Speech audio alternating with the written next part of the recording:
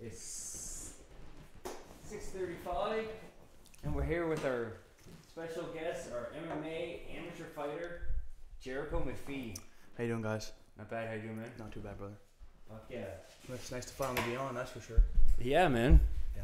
So we've been talking for a while. Yeah. So how you doing today? Not too bad, man. I was actually pretty excited to get up here, that's for sure. How was the drive? Pretty shitty. It was actually storming pretty bad since I got up this morning, so the ride was pretty bad. The roads were like pretty snowy. Traffic was held up actually pretty good, so. It was snowing like all day in Nova Scotia? Yeah, yeah. Okay, just started here like maybe around like 4 o'clock. Really? Yeah. It was snowing back home at, I think it started like at 9 or 10 for sure, so. Shit. Yeah, no. Oh, fuck yeah. Whoa. A lot to get into, eh? Yeah. I feel like. So, let's let everybody know, how do you get into MMA? How did I get into MMA? Yeah, and how long have you been training for? So, this year actually, I think it's going on 7 years. I think now. I've been training since I was 15. I just started so it was my 15th birthday is when I started. To be honest, I wasn't even interested in MMA. I mean, I fought when I was a kid. That's normally all my friends fought, so I was fighting a lot growing up. So I wasn't even that interested in MMA. And the gym opened up in Spring Hill, and my brother Justice actually started going. And I believe he was going for probably close to over a year before I even went in the gym. I wasn't even in it. So I went in one day, and I just kind of stuck with it. And I guess you could say I was kind of natural at it. And I did kids class for I think I did Justin's kids class for 2 weeks. And then remember he called my mom. He said, do you mind bringing Jericho into the adult class? I think he said I was a little too big or just a little more athletic than the other kids. So I went in to my first class was with Paul Rector, wrestling class. I'm telling you, practice was probably close to 2 hours long. I had to get carried out of the room, man. It was the most tiring thing I've ever been through. I played hockey my whole life, man. That was some crazy shit, and I went home. I was hooked. My first class was a wrestling class, man. I was hooked. Shit, eh? Yeah. That was pretty cool. So, other than that, man, I've been training for going on 7 years. I was pretty active at the start of my career, but I had it was pretty much a fluke of an injury. I separated my AC joint going on. Yeah, this May will be 2 years. So I didn't fight for. It was close to 2 years. It was over 2 years before I had my next fight with Mark. And shit. Yeah. So I went through some physiotherapy and stuff, and dude, so it was probably close to 3 months after my injury before I seen a physiotherapist. Didn't even know I knew something was wrong with my shoulder, but I didn't even know I had a separated AC joint until I went in there, and she brought up my file, and she was like, you got a separated AC joint. And I was like, well, that's nice to know. That's nice to know why I can't punch in the gym. So I went through that for a little while. It helped, but the injury's still there to this day. It's going to be there forever unless I get it operated on. But the doctors say that, I won't fight again. That's what they normally say, right? So Yeah.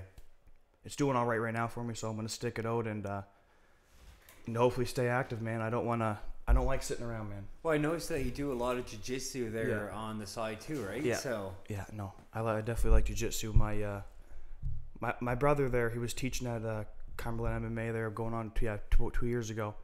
And right then, man, it's like I started wearing the gi a lot, got my blue belt, and this year too I've been falling in love with jiu-jitsu, man. Well, I just moved back from TriStar, and as you know, they're notorious for their ground game up there with Frost. So yeah, I really have no choice. So it's pretty cool. Okay, so you mentioned that. How was that being there, and how long were you there? And I was there for tell people that story. I was there for probably just over 6 months, man. I think I got a couple boys from the dorm student in right now, but I could go on about it for days. But it was pretty cool, man.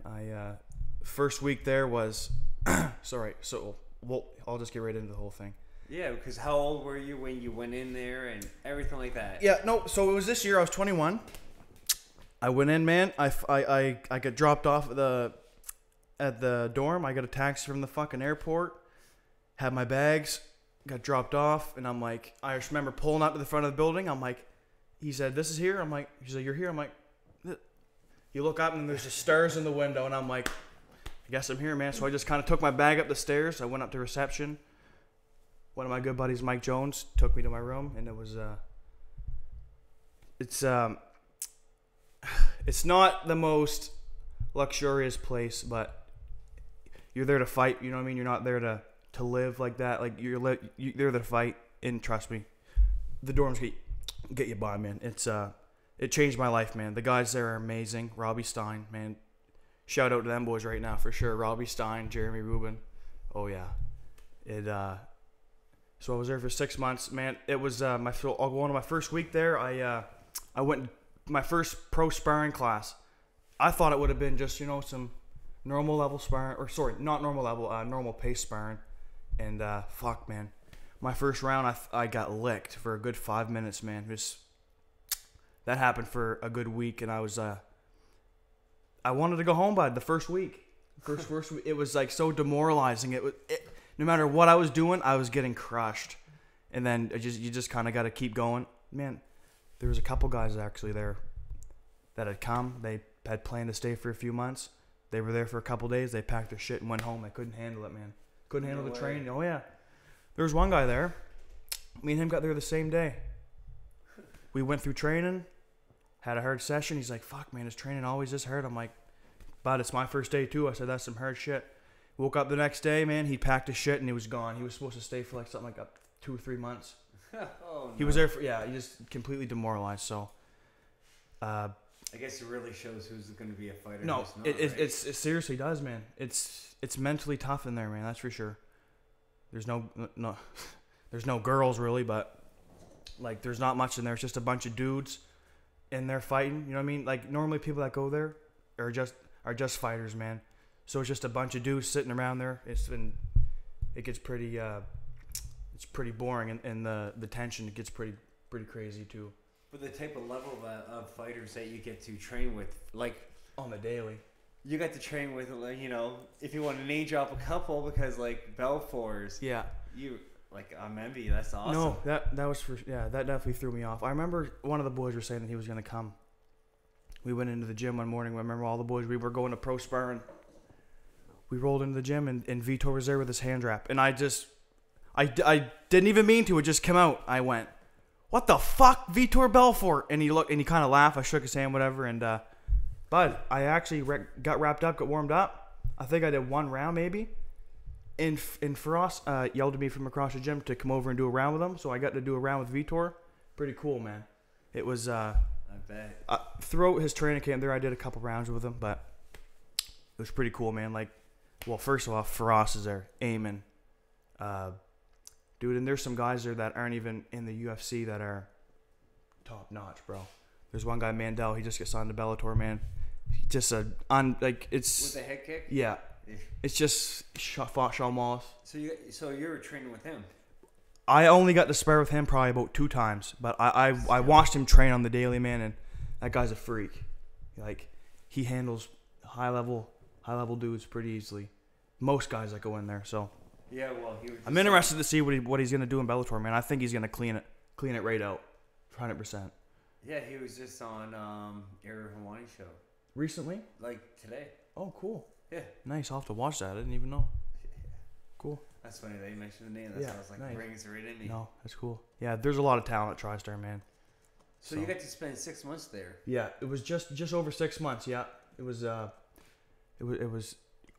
just a life-changing experience, man. The guys you meet, there's every week that you're there, there's a dude coming in from across the world, from a different part of the world. It's pretty cool, man. Like, I got a friend from Switzerland now, Sweden, a couple of buddies from Australia, England. It's pretty cool, man. So do you think that's where you're going to do all your fight camps there for your fights, or? We'll see what happens. My next MMA fight, I might make the move up there for a couple weeks, like for a fight camp. I'm not gonna go up there for months at a time right now. It's just not what I'm looking into right now. Okay. I'm gonna, as far as it goes, I'll go out for fight camps, but it's not looking like I'm fighting until at least mid-April. So I'm trying to get some training in at Fit Plus, man. You know what I mean? Like, I don't want to always have to just go away for a training camp. Like, my home's at, like, with Fit Plus and Cumberland MMA, man. Scott McLean. Okay. It's, like, right there. Like, if I could train at Fit Plus full time, then that's where I would be, man. It's just, time's not right now, and it would, that's what I want someday, man. I want it. Fit Plus is my home, so I usually I want to go with my roots, man. So, okay. Hopefully someday, so. That's just to help tune you up. Yeah, for sure. Yeah, for sure. It would be nice to get some of those bigger stars to come down there one day. No, for sure. Dude, there's like Wagner Fabiano. We're with Nova União, like Wendell Alexander, founder of Nova União. Those are all guys that come down there that they might not be popular on like headlines and stuff, man, but they're as good as it gets, bud. So it's pretty cool. Wendell Alexander was actually just there last week. I missed the seminar, unfortunately, but him and I believe Wagner was down there too.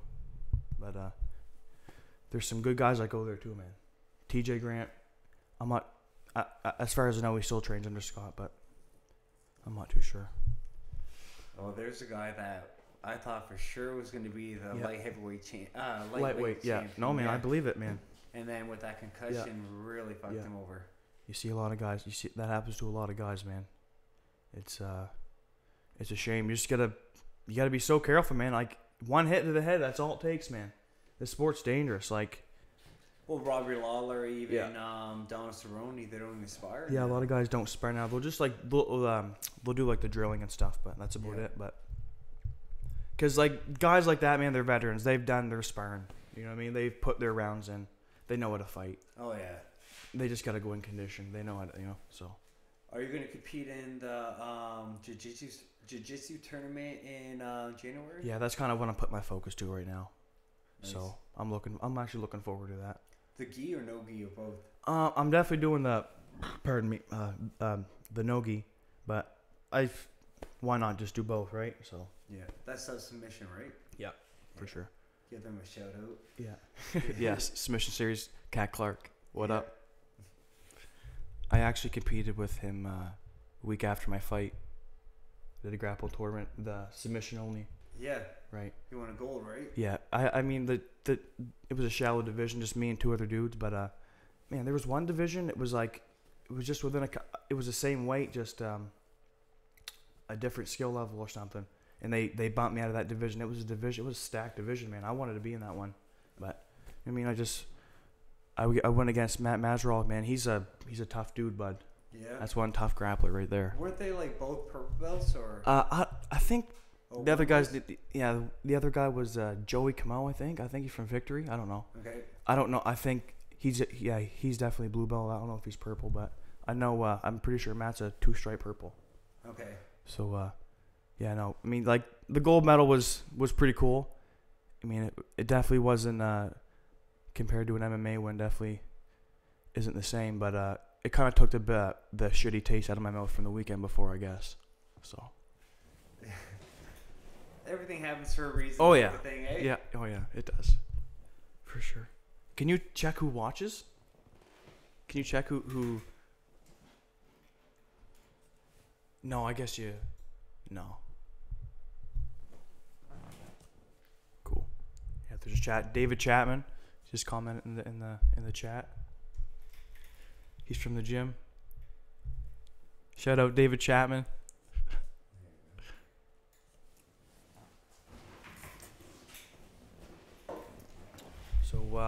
So how was after well, let's talk a little bit about what happened there on the 4th. Yeah, for sure. How about it? You went in there as a champion. Yes. So what's your plans now after it? Because like it didn't go your way, but honestly, this is why I love about my position. I'm the outside person, so I can give my 2 cents in. You did go against somebody who usually fights at 170. Right. So I mean, there's a lot of things. It's like somebody who went down another weight category where your natural weight is 155. Yeah, I could proper diet. I could make 45, but I feel more comfortable at 55, where it's just not so. It is still a good weight cut. It's still not good. It's still like not drastic, but still a decent weight cut for me. But 45 would require a pretty good diet. I'd have to start probably a month in advance, 2 months advance. My weight cut. Mm-hmm. It's a lot of weight, man. I walk around at probably 168. So what made you want to take that challenge, knowing that he walks around bigger? Well, they offered it to me, and... Or you're just a fighter and you're like, fuck it. Well, yeah, I'm stubborn. Well, I'm not going to turn down a fight. I know it's... I don't have a manager, so it's not like... I get my own fights, man. So, I remember Mike offered it to me. I just said, it wasn't a doubt in my mind, but I just said, yes, send me the contract right away. Wasn't that his first fight at this weight category? At 155? Yeah. I don't know. I remember. I think his either first or second fight was with Elite One back in like 2010. Okay. He like knocked some dude out. Just like, but yeah, he went inactive for like 7 years or something like that until he fought me. Not until he fought me. He fought Cobb Blankhorn. Okay. Right. But no, definitely a big dude. Stronger than I thought for sure. But I felt like the fight was kind of even. I felt like I had more time on attack on the bottom. You know, he took me down right away at the start, and I kind of shot for a triangle, but he kind of went side control, but he didn't solidify, so I kind of got right up, and we kind of clinched up. I got him down, had a little bit of time on top, and I kind of stood up, started kicking his legs, and then eventually he kind of got back up, and I don't know what happened, man. I didn't expect him to shoot where he's taller than me. So we shot in and it just completely threw me off my game. And by the time we got back to a normal stance, and I was fatigued, man. I'm not too sure what happened. I was just completely gassed. And I just shot for a takedown way too far out. And Josh, he's excellent on the ground, man. Big dude, strong dude. He hips. He had good hips. He crushed me, put me down, mounted me, and he finished the fight. But I was pretty hard on myself, but it is what it is, man. Everyone loses, so it could have been worse. I could have got fucking stretched clean out. You know what I mean? It is what it is. He thought for your information, I was not knocked out. I was very fatigued. Who thought you were knocked out? He did. Oh. He posted first round knockout, first round KO. That was good. Oh, okay. That was good. No, yeah. Well, I think Elite One has it video somewheres. Yeah, they do, but Mike Williams, I want my footage. So does Justin Bourgeois. Every fighter. You have it. Yeah, everyone does. Well, I'm not the only one that feels like this. Well, no, that's why I think if live streaming, that's why I want to help him out and do live streaming. Then the footage will be up like... Yeah, he needs it. Well, with Andy's kickboxing on Saturday, I had every single video up in like 2 minutes after they were done. Yeah, seen that. Pretty good card. It was amazing. Yeah. That I watched the first couple minutes of that. Who'd Matt Harnish fight? Evans Barnett. Evan, okay. Yeah, no, that was a pretty good look, that fight on that card, wasn't it? That was a good one, but Ryan Gogan. Right. He took over. Yeah, I'd have to rewatch that fight. I never got to see it. I was gonna post that for us to watch. Cool. Pro kickboxing fight. That's the cool thing. Amateur, but looks like a pro. This kid here, Ryan Gogan. Where's he fight out of? Spitfire. Oh, cool. Yeah, I'd love to check Spitfire out someday, man. My brother used to train there. So we'll bring it over here.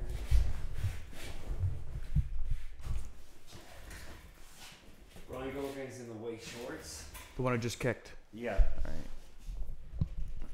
So to me, if you do like UFC, it would be like the knockout of the year. Oh, this is a finish. Oh, it's crazy. First round. Nagano type of finish. First round? Yeah. Okay. Let's. Yeah, first round. All right. And who's this gentleman he's fighting? Justin Saunders? Yep. And he's from Andy's club, Evolution. Oh, cool. And what weight is this? And I think he's only 23, 175. Cool. Oh, nice right hand. And they're both first fights as amateurs. Yeah, Gauguin definitely has some power. That's what I was telling him. I was like, you're just crazy, scary. Imagine an MMA this stuff gloves. looks like fun, man. I feel like I'd enjoy this. I'd enjoy having a kickboxing fight. You ever thought about that? Oh, definitely. I'm more headed towards an amateur boxing fight, though, to be honest. Nice. The Conor McGregor way. Yeah. No. But no, I've been interested, man. You know what I mean? Like, we'll see. Well, Nate Diaz talking about it. Yeah. No, I did that for 9 years. Amateur boxing. You did? Yeah. Cool. Nice. Was there any pro fights on this card? 2 of them. These guys aren't wearing shin guards. No, the rules here in New Brunswick is you're allowed to do head kicks, everything. It's just like pro rules. But what's the difference between this and the pro? They don't get paid. That's it. There's not one different rule? Not one. Nice. Oh! Done. Can you wind that back? Yeah. Wait, just wait. It gets good. Oh man. I shouldn't be laughing, but Was that Jesus. Yeah, he's out of it. Stop the fight. Oh yeah, he did stop it. Is that Erik Nevitt? yes. Yeah, for referee. Good stoppage, Erik. Well, you know what? I think I can play the sound. Oh, it was a right hand. It's my video, right? You hear my voice.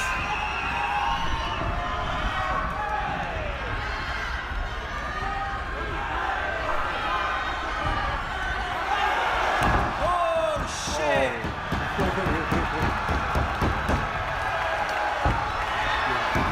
Yeah. It's over. I'm telling you right now. Fuck, man. Out. That head hitting the canvas, bud. That's just as dangerous as that punch, if not more dangerous, bud. That's what probably caused a lot of that dizziness right there. That's for sure. That's First brutal. amateur fight. So, That kid's yeah. Ryan Gauguin, or That's both of their first amateur fights.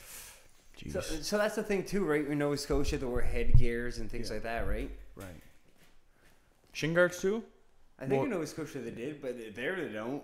Yeah. In Nova Kickboxing, I believe they did. Yeah. This is for PKL. Yeah.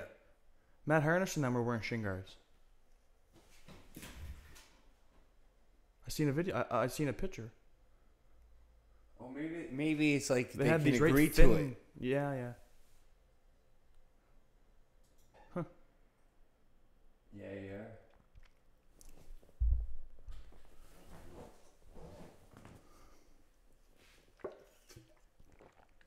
He was hard on himself after the fight too. Harnish, did he win? Yeah, he won. Decision? Fuck, I can't quite remember. They're amping him up. No. They're amping him up to be quite the little prospect, eh? From what I'm seeing on I Facebook. think he finished him. Oh yeah. How old is he? 17? 19. Sorry, bud. He watching. looks it, eh? Sorry, Matt. Oh, the kid's good, man.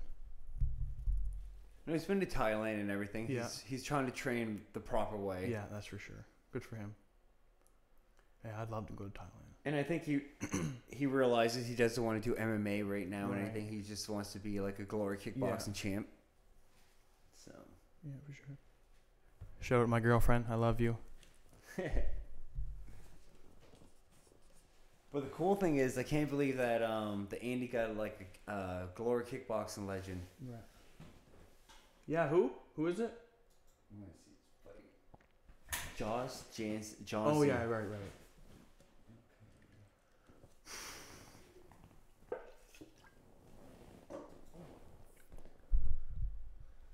The funny thing with this fight is I was using my Apple 7 and my iPad, and they were fucking like, I only had like enough 20% battery, so I had to pick and choose which ones to do at the very end. I was like, damn it. But it's cool. Like live stream is a lot easier with the iPhone than anything else to do with like YouTube. Yeah. Okay. Cool. Yeah, I haven't live. You were live streaming it off YouTube. Off YouTube. Oh, cool. Yeah. That's fucking not bad quality, eh? No. Like, I was watching Joe Rogan's podcast, and he was talking to Doug Stanhope, and he said that he did his whole comedy show with like 7 iPhone 7s, and the quality was amazing. So I was like, well, if they're using that for shooting comedy stuff, I'll just try for this. Cool. Worked out pretty good. Yeah, the problem with the 7, it only would let me do it vertical, but when I was using the 6 for the other fights, like Madden them, it would let me go wide. Did you record for an event? Did you record for one of Mike's events in St. John?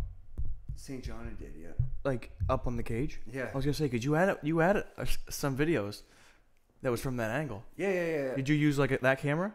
I used that one, yeah. Oh, cool. But see, I can't go live stream like with that one yet. I can probably buy the equipment, but you know. Yeah. Have okay, cool. I'm trying to convince Mike to. I was like, I'll do all that shit for free. Yeah. I was like, my brother live stream on a Merck's fight. Yeah. It got some pretty good. It got quite a couple hits, and they said in the fighters meeting, no videotaping from the corner. You know, see, I know, and it's bullshit, because if you look how many hits you're getting, you're helping. It's a small league, like we have LJAC Promotion, Elite One, PKL, Nova Kickboxing, Cat Clark's what is it, Submission? Yeah, Submission Series Pro. Submission Series Pro. All of those, they're not big. No. So don't like. Well, I guess Cat he does pretty good with his event, but yeah, he's supposedly gonna do an MMA promotion soon. That's what he said in June. Yeah, it's pretty cool. But they should really, like the other guys, YouTube and stuff, just get the fucking content out there, get people watching it. Don't worry about making money right away. No, especially if Mike was with the Fight Network and everything, man. And then fucking I was gonna buy them. What are you guys doing, man? Get back on that. They just have to send the content. It's not getting back on it. Yeah. No. Any organization, it has to be high quality content. So only the the casino's only the best high quality so far that they accepted. So that's all it is. You just have to send it there because it's free content for the Fight Network. Right. If you're not going to do that, then they should use their website and build it. So videotape the fights and put it on the website so people can go there, bring traffic to your website, then put sponsorships on your website, make money off of that. Exactly.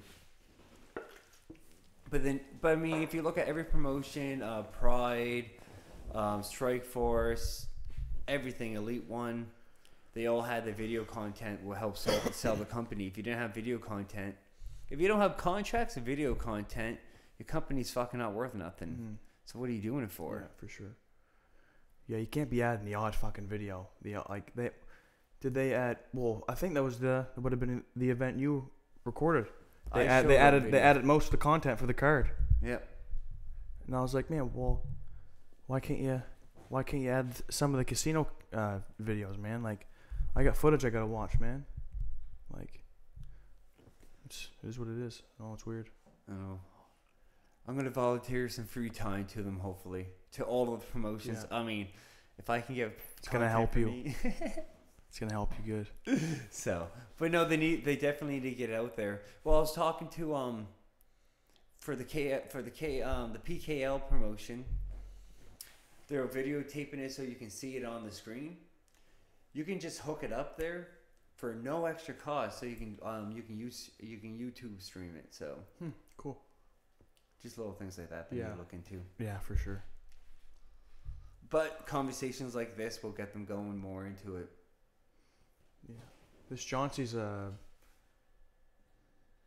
was watching his fights before. Pretty technical fight. Oh, he's very. Pretty explosive. He loves the leg kicks. Oi. Nice. John, I don't know if you know who John Wayne Parr is, but he's still busting dudes up. Who? John Wayne Parr. Sounds familiar. Kickboxer. Muay Thai. Dude, he's like in his 40s and he just smoked some dude in Bellator kickboxing. I didn't watch Bellator. That was the one that just happened Saturday, right? Yeah. Yeah. Buddy from Canada fought too. I always forget his name. Gabriel Varga. I seen that one. Yeah. I was in the hotel room talking to Chauncey. Yeah. When they were watching it. Cool. How'd your boy make out on TKO? I was gonna ask if you watched it. No, I didn't. How do you make out? He got exposed. Ground game. No flashy kicks. He got stopped. To the head. That's all he had. That's all he was doing. Like, I don't know what was going on. He fought that big fucking Adam Dextry or yeah, that guy's a beast. Yeah, he's 6-0. Yeah. Patrick Raquet signed him as management, so I was like, okay, there gotta be something about this guy. Patrick wants to fucking be his manager. I was like, he must be good. But the thing with Bakary is, the whole time, he was just doing really fancy leg kicks, like not leg kicks, but like just kicks in general. Yeah. And yeah, but I mean, we'll see how. Yeah, I haven't seen much footage on him. He fought. He come down for kickboxing, didn't he? There's not too much footage. He was down in May for kickboxing. Yeah. And then he knocked Buddy in the first round, and then he did some. He did MMA on the 14th for the first time. Cool. That was his first fight. Yeah. On November. Yeah. No. Yeah. His first pro MMA fight. Yeah. Cool. Heavyweight? Yeah. Not bad. No. Well, no, not bad at all. I mean, he did. It's awesome, but I mean, you can look at it so many. I like picking things apart. I like being devil's advocate. Yeah. So. That's funny. Yeah, I wouldn't mind trying to having a kickboxing fight. That's for sure. It just seems like fun. Yeah. It just seems like I feel like I could go in there and have fun and win. Definitely have a dominant performance, but same with. Maybe, like, it depends who you line me up with in a boxing match, you know. If I go in there against an experienced boxer, I'm obviously going to get punched out, so. But, you know what I mean? I wouldn't mind testing my waters. If I get finished, That's what it is. But, you know, definitely, I feel like I could be super comfortable in the ring like that because just there's something about the fight, like a real fight, combining it all together, man. Mm-hmm. Some hurt on your head, man. Like your nerves. Like it's just like I just feel like it's one aspect like jiu-jitsu tournaments. I still get anxious and get nervy, but it's all good. I can go in there and I can perform really well. Yep. And I feel like I could do the same in an amateur kickboxing fight. So we'll see what happens. What's your opinion on fighters that smoke cigarettes? Do many fighters smoke cigarettes now? I don't know. Does Joe Schilling still smoke cigarettes? Well, I think he's I think he's like one of a kind. Yeah, he's a fucking freak, man. He does, yeah. He was the Glory middleweight tournament. He was. But how is his cardio? Not good. In between fights, he'd go smoke cigarettes, man. It's crazy. He's just he's a brawler, but a technician at the same time, man. He's a beast. Oh, he's awesome. Yeah. I listened to him a couple times on Joe Rogan's podcast. Yeah. No, he's a bad motherfucker, dude. Oh, yeah. Pardon my French. I don't know if we can swear on here. Absolutely. No, I think that's like one thing. Fuck it. I don't know. I want to say it, so I'm going to say it on here. Let's hear it. I think if you're smoking cigarettes and you want to train to be a pro athlete, I think that's really it's gonna hurt you in so many different ways. One, if you smoke cigarettes, then you don't want other athletes to know they smoke cigarettes. Right. So that will stop you from training with more better athletes that can help hinder your game, get you there, right? You don't want to get exposed. Right. Yeah. So things like that, that's why I'm like, when you look at it, it's like if you don't run, you don't put in the time, you don't take it very serious, you can smoke cigarettes. But I mean, like, do you think that John Jones, do you think that TRTs or any of those cardio machines, No. you go in that type of level? You don't think John Jones smoked the odd cigarette when he was partying? Okay, a cigarette, but a pack For the buzz? A pack a day. No. Definitely, probably like one a day. 12 to 25 cigarettes a day. Do you think that is an athlete that can compete with John Jones or fucking Daniel Cormier? No, it's not. There was a guy. If you're on UFC Fight Pass and then you're going to be on your way to go to UFC, do you think that you can compete with fucking okay, let's say Kane? No. Cardio machine. Okay, there you go. No thanks. There was, who else would they say would be the only three guys that are really a threat to Ngannou right now would be Kane, a healthy Kane. I think he can take the shot. That was a fucking yeah. That's what I mean. Like, it's hard to say. It's hard to say now, man, because he wasn't supposed to beat Overeem, man. You know what I mean? Like, you didn't think he was going to? I did. Okay. I did. I did too. But if you look at the score sheet, or sorry, like if you look at what each fighter has to offer, he wasn't supposed to win that fight. He knocked out a K1 like champion, bro. Like, but still, I guess Overeem's jaw's goddamn glass. He's not on steroids anymore. No, so that's what I mean, dude. Did you see that picture that I don't know, some MMA page just shared it today? Horse meat, bud. That's what I'm saying. I wanted to try that in Montreal because of it. Yeah. No, he's definitely big, but no, sorry for getting off track. Would be Kane, Stipe, who he's lined up with currently, and Verdum. That's what Chael Sonnen said today. Oh, I haven't listened to Chael yet. Okay. I think it was today. I love those little clips he's putting on. Those ones in his car, like 3-4 minute videos. Just he must it must be because with like Bet DSI, right? Yeah. So it's interesting. Pretty yeah. cool.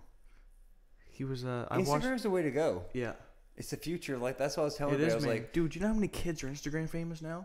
Yeah, forget about Facebook. Like, Facebook's more family thing. Instagram's for the United States and stuff like that. And now, like, Instagram's fucking worldwide. Yeah.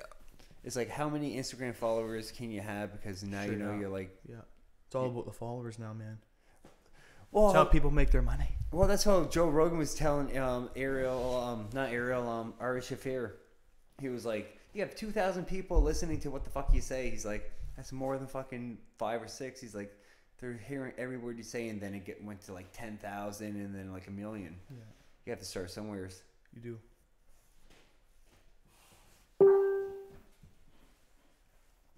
Okay.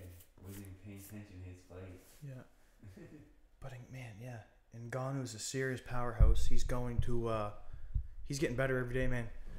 I guess he's living at the Performance Institute, that new UFC facility. Dude, he's getting better every hour of the day. It's scary. I have him to win. Yeah, for sure. Like Dana White said, he just looks like he's the heavyweight champion or something. It's fucking funny. But it's curious. I'm curious though. I mean, I wonder if he's on steroids. I don't know. Ngannou? Yeah. I just think he's a monster. I know that he's taking like no supplements or nothing, so he must not. I think he's just a monster. His power was crazy. Yeah. Workhorse. I know, like a long time before the fight was even set up, he was working that same combo. Okay. Like a cross, and then that like hook uppercut. I call it a shovel punch, and he was working that a lot on the pads, and didn't he catch him with it? So yeah, man, that was a devastating knockout, man. Oh my god, yeah. Like, his brain's mashed potato, dude. I watched his post-fight interview with Stipe Miocic, Alistair Overeem. Yeah. Man, did you watch that? Oh, the post-fight interview? It's been a while, but yeah. He's just like, I clearly felt a tap. It's like, bro, And then they rolled it twice. Yeah. And he's just he like, was fucked up. Joe's like, there wasn't a tap. Sorry, sir. Shook his hand. And he left. But, yeah. So, he's definitely got some trauma to his skull after Ngannou fucking forearm smashed him on the ground. Well, that was like almost as worse than Dan Henderson and Bisping. Yeah. That was what it looked like, but it looked worse. Yeah, a lot worse. That fucking Bisping just went stiff. Alistair looked like he died. Looked like his soul just fucking... There it goes. And he just collapsed. Can you imagine if he was in the Bellator tournament? Yeah. He would kill them all. Yeah. Ngannou? Yeah, Ngannou. Just wiped it out, man. That'd be cool if they would do cross promotion. Yeah. Can't see it, though. Well, hey. Who's seen women's fighting coming? That's the thing, though. It's the new owners. Yeah. So if they can make money, if you're going to be like, okay, we can make millions of dollars putting Raw. Was it Rory McDonald versus Lima? Well, for Bellator, but put him with somebody against UFC. Bellator versus UFC. Right. Because I think he beat fucking Robbie Lawler. So. Rory? Yeah, like I think he was. They fought twice, right? Well, I think he got his nose broken in the last one, right? Right. But I think he was winning it. Yeah. I feel like, especially like now, Rory could beat him, especially right now. So he called him out too on a lot of shit. Yeah, Rory's scary. You know what I mean? He wasn't. I guess he wasn't getting paid what he wanted for the UFC, man. You know what I mean? It's just. Oh, I think he's worth way more than what UFC was offering him, man. Well, that's what I was telling a lot of the people down here. I was like, Bellator seems like what they're offering them, straight up money. So it's not like $20,000 a fight and $20,000 a win. You get like, let's say 35. I don't know if that's a real number, but hypothetically speaking. Well, that sounds a lot better getting a paycheck than getting like, if you win type of money. 100%. And then you get your sponsorship money. Cause that's what you're not getting in the UFC? No, because George St. Pierre gets fucking $345,000 reportedly saying. From? Under Armour. Yeah. Oh, I believe it. I wouldn't believe it. A month. Yeah, I was going to say, okay. A month. Yeah. I was going to say, he probably gets a lot more, but now that you said month, I believe that, man. So. Yeah. That's why, like, the UFC it was the way to go, but. Yeah. I think with Scott Coker, I think he's the man. Dana said he said I guess it's gonna make it look more professional. You know what I mean, like the NHL or football. I think it's dumb, but fighters are going broke because of it. It's just stupid. Like man, there's veterans getting paid like $2,500 from going from a couple $100,000 or whatever they're getting. Yeah. Even like 40, 50 grand from sponsors guys could have been getting to getting that. It's terrible. Yeah. And I guess even if you have like quite a few fights in the UFC, you're only getting 5,000. That's pathetic. That's just from Reebok. From Reebok. Yeah, see. That's not what your pay is, no. It's bullshit. So does your fight camp, like does the coaches or anybody like that, do you know, gets your percentage from your sponsorship, or does sponsorship money goes right straight to the fighters and then your camp and everything gets a part of your win? Do you know that, or not yet? Not really for amateur, but for pro, you know what I mean? 100%. I'm gonna start. I'm definitely give my guys a piece of what I'm getting for sure. Do you know what I mean? It's only right. They put the time in with you day in day out. So for your next fight, you gonna go pro or stay amateur? I'm gonna stay amateur for sure. Okay. I'm probably just gonna get 10 amateur bouts under my belt for MMA, and then. You know what I mean? I'm not looking to rush anything right now. 21. You're young. You know what I mean? I don't just want to have don't want to go pro. I want to have some experience in other aspects of fighting, I guess you could say that, before I do make the change over. But definitely going to stay amateur. Now that I'm not the champion for Elite 1, the amateur lightweight, so I'll before I say that, I was on contract for the Maritime, so Maritime Canada, like Nova Scotia, New Brunswick, and I'm pretty sure that's it. I couldn't fight out of there as long as I was the champion for Elite 1. Okay. So that pretty much was not letting me fight for, you know who. You know what I Yep. mean? Not allowed to get any offers. So I took it. It was supposed to be all of Canada, where I wasn't supposed to fight, but I negotiated just the East Coast provinces really. So Okay. yeah, but no, I'm going to. I think I'm going to test my waters with LJack Promotions. I had a nice chat with my coach Justin. Me and him talked to Brandon Brewer and Mike Fitz. I'm sure you know them. Yes, I do. We had a conversation on the phone the other day, so it's looking like probably April Nice. for MMA. So they're gonna put an event on in April too. We'll see. That's not what he said. That's what I seen Mike post that today. Was the 7th of April. I think the 7th. That's what Mike's doing. Yeah. But I'm assuming probably like they normally do the cards around the same time. That's what it's been looking like. I don't know why. That'd be awesome. But we'll see. Could be March. Who knows? We'll see. But dude, if anything comes up, like there's no cards around for amateur kickboxing or anything between now and say February. Yeah. Is there? No, not that I know of. Yeah. I wouldn't mind getting something like for February. That'd be nice, like kickboxing or something. But we'll see. Maybe there's something around Canada. We'll see. Well, you do have this, the jiu-jitsu. Yeah, stuff I going do on. Yeah. That is a pretty big tournament. So yeah, I'm definitely gonna try my ass off for that. And it's the first time actually. Me and Justin are gonna have kids going in to a tournament because we had a kids program at his old gym back there in Amherst, and that's when there was no tournaments around, and so we never had a chance to put any kids in. Okay. So Justin had a pretty good kids class on the go, and he still does right now, and there's some dedicated kids, so I think we're gonna take them to the tournament on the 20th. So I think that's gonna be pretty cool, man. I'm more looking forward to that than myself competing actually, man, because you know what I mean. I've only been teaching with Justin the kids since I've been back, and it's only been a couple weeks because we only have classes twice a week right now, and there's only kids on Tuesdays. So okay. I've only had a select few of classes with the kids.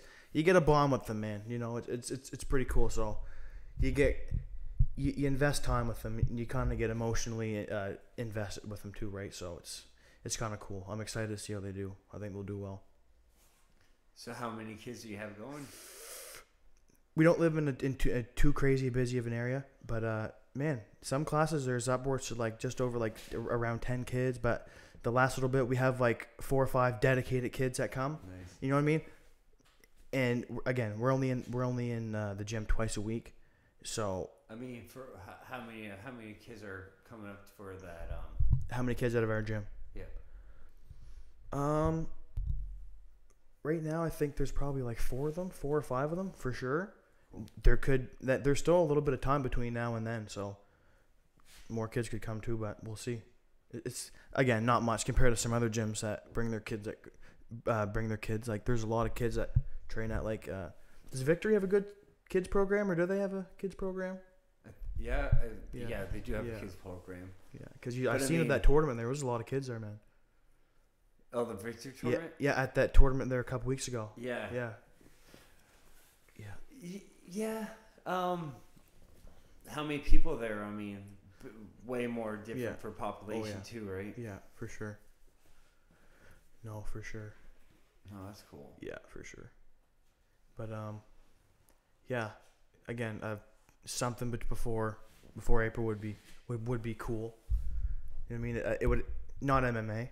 It'd have to be maybe an amateur boxing fight or an amateur kickboxing fight. You're gonna stay at 55 in MMA.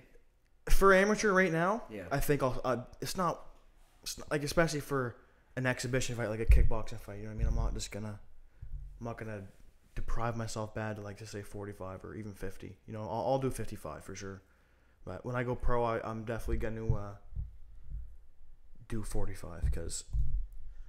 You know what I mean? Right now I'm waking up anywhere between 65 and 68 in the mornings, really depending on what I ate the night before.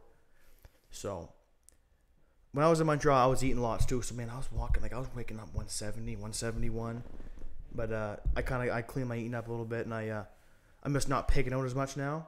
Okay. So my weight's floating between, like I said, 65, 68. So I think I can make the cut to 45. So a lot of good food there in Montreal. Yeah. Fuck. It's hard. Doesn't help.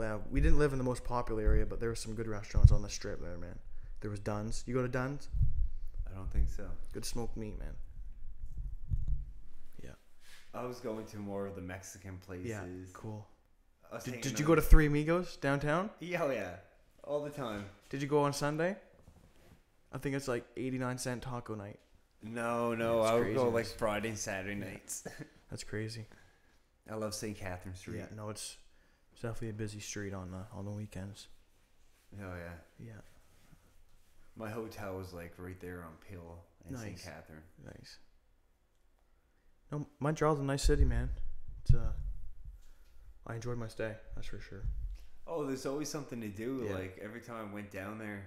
Well, in June I was there 16 days out of the whole month. So. Well, didn't you go? You went up there twice. I went up there 5 different times. I drove up there 5 different times in June. Fuck, man. You go up to be 16 days.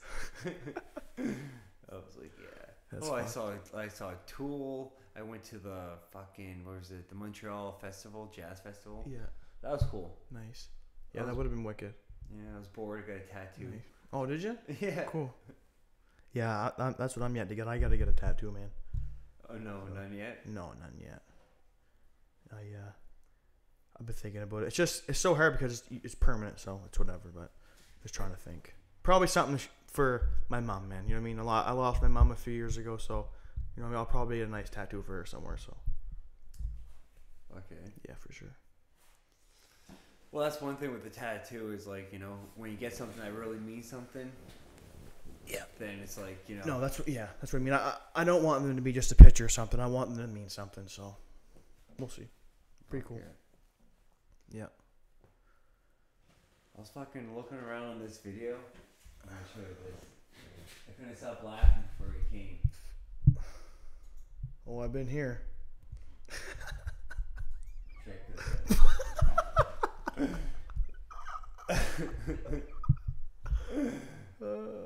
I saw that. I was like, oh my god. Yeah. Oh, he's hurt. I don't think you can smoke enough brownie, eat enough brownie, smoke enough anything. Yeah. Yeah, no, I thought it was the most funny thing in the world. That's crazy, man. But yeah, let's I'll get your thoughts on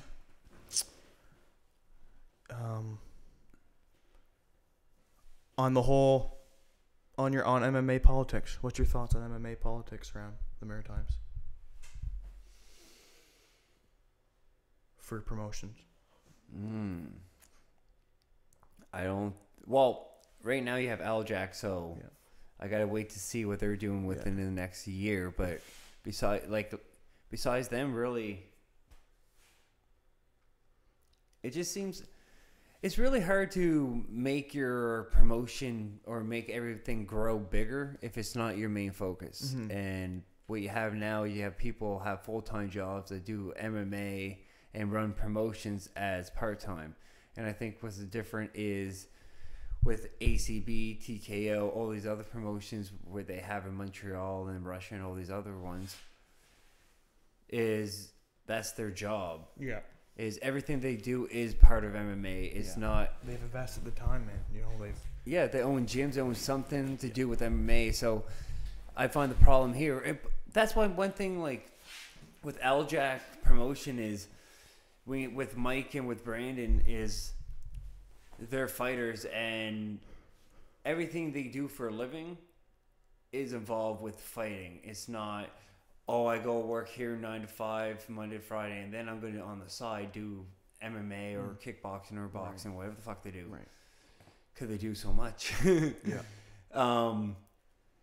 I think that's a big difference. And I think that when you have like Nova Kickboxing, they spend the extra $500 to $1,500 to have the perfect live streaming. Yeah. They did fuck up with the music, but they don't care. They're like, they're fixing in 3 days. Me, I'm like, I got to be up there and stay up there right away. But they spend that money and they're obsessed with a really good production. And with Aljack promotion, when you can go to arena, like a skating arena, and make it look like you're in a casino, Well, holy fuck. Can you imagine if you're in a casino how fucking bang your promotion going to be? Like, for sure. so I'm very curious to see how they're going. So I For like sure. one, and the other ones I wish they would make this the main focus. Cool. That's my opinion on them. Thank you for your input. Cool.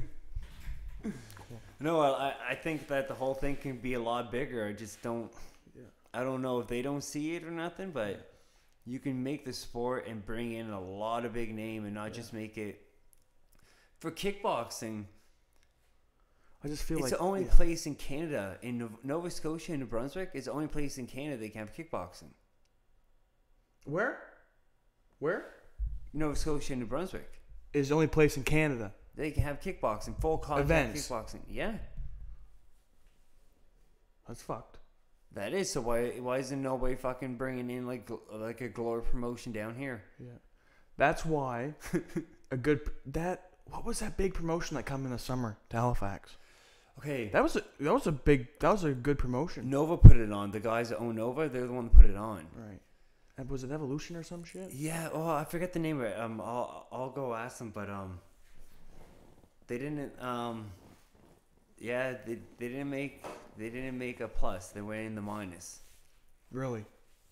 Yeah, that's the thing they were telling me is bringing all those big names that didn't draw in people around here. Yeah. Nobody was dedicated to come. Yeah. No one really knows. Well, nobody realizes no shit on boxing, but like just my opinion. Holy fuck, kickboxing is way more exciting than boxing. Yeah. Like you just with the kick aspect, with the head kicks and everything, I love it, and I find there's more action all the time. Yeah. So I hope, but it's only been around for like about a year and a half back in the Maritimes. Yeah. Kickboxing. Yeah. No, for sure. When did it get? Was it illegal? For 20 years. 20 years. Really? Yeah. Well, yeah. I remember I was supposed to have a kickboxing fight in like 2013. Oh. But it never did turn up. Was kickboxing and that wasn't illegal around here, was it? That's what somebody told me. Like recently? Like Within a few years? yeah, they just said like Combat sports was because of the commission. There was no commission. They had to redo it. But they told me that kickboxing was illegal for like 20 years. That's dumb. I don't know. That's what I was told. I never looked into it. Yeah. That is dumb. But it's like it's pretty strong now. Yeah, I guess. Yeah, I'm a big Glory fan. I like Glory. I mean, I'm not too fond with the names, but man, it's exciting. Yeah, well, I watch anything on UFC Fight Pass and who were we talking about? Joe Schillings? Yeah, Joe Schilling. Yeah, he's with Bellator though, right? Yes. But he was with Glory. Yes. Yeah, I seen a lot of his fights. He's amazing. No, man, he is. This one dude got his number though, man. I don't know what his name is. I just to the tip of my tongue. He fought him in MMA, get knocked out by him. Joe Schilling did. Fought him in kickboxing in both fights. He got knocked. J maybe. I think, man, he got KO'd both fights. Just the dude has his number, man. Kickboxing and MMA, slapped him. Pretty sure that MMA was the first knockout. There's a lot of good kickboxers. Like Mark Hunt was in K1. Yeah. Alistair over him. Yeah.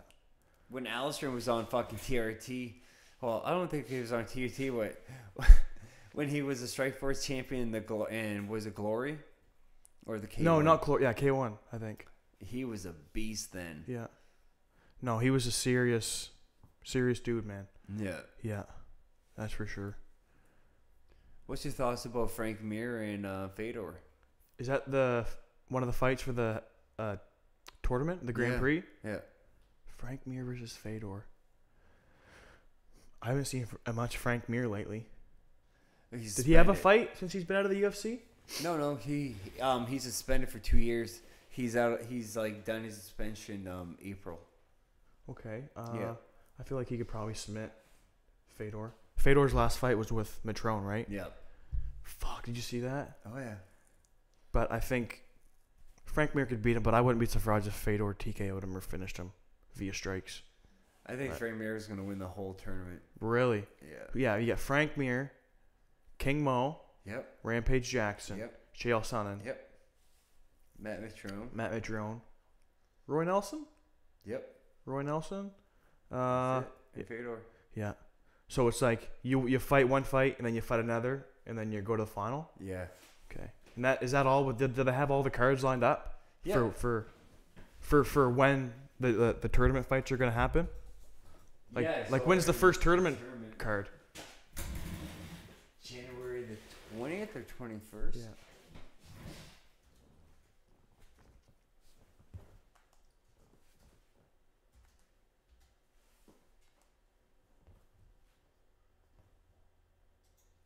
Told you I wasn't gonna do it, but shout out to Tyler White. Vegan. He's a vegan? Yeah, I'm gonna give a shout out to a couple people just that are watching probably. Tyler White, there you go. There's your shout out. Riley Downey, you're probably watching. My grandparents, and yeah, I think that's it.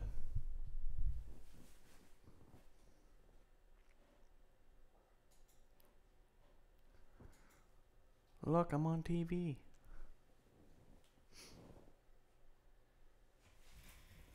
So it's Matrone versus Roy Nelson. Yeah. Interesting. That's cool that they're fighting because they were actually in the house together on Ultimate Fighter. I'm not too sure if they fought. There we go. So yeah, you have Bader versus King Mo. Right. So the winner of that will go against the winner of Matt Mitrione versus Roy Nelson. So I want to see King Mo versus Roy Nelson.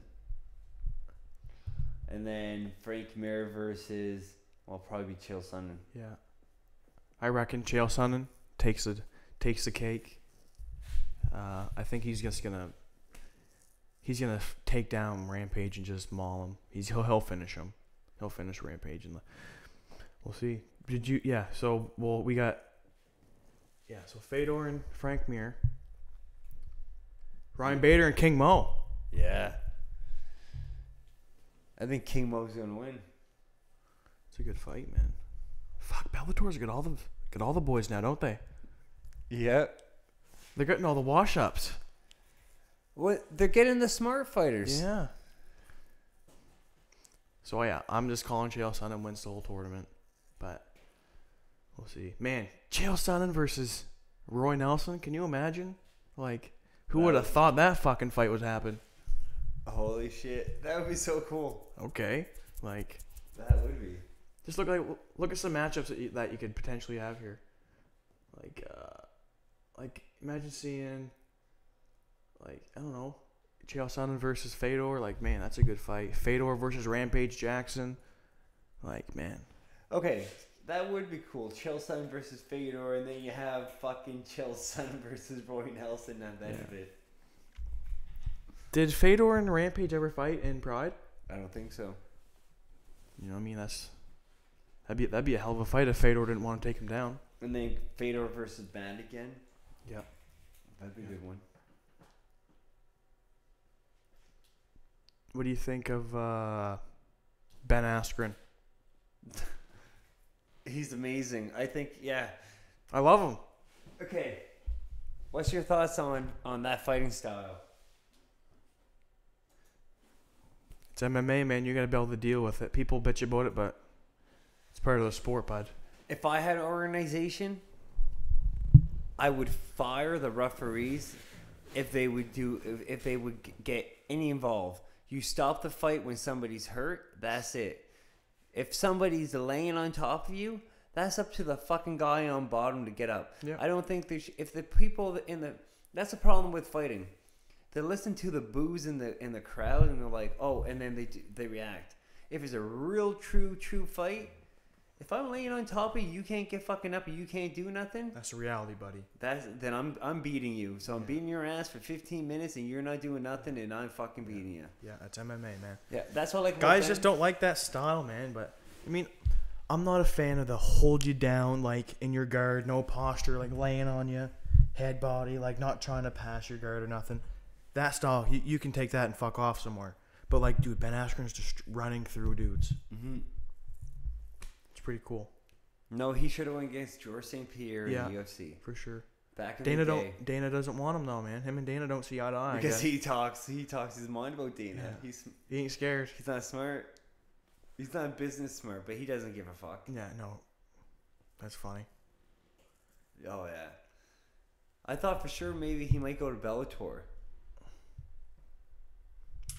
But it doesn't look that way with him being retired and everything. No, for sure. What's your thoughts on the? I'll bring up the card for Winnipeg. Oh yes, I'd love to see that.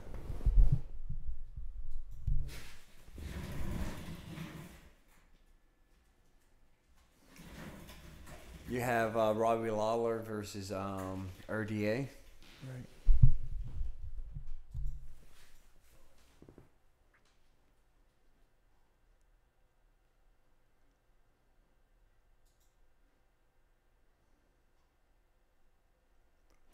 That's a good matchup. What do you think about that? It's pretty good, man. Yes.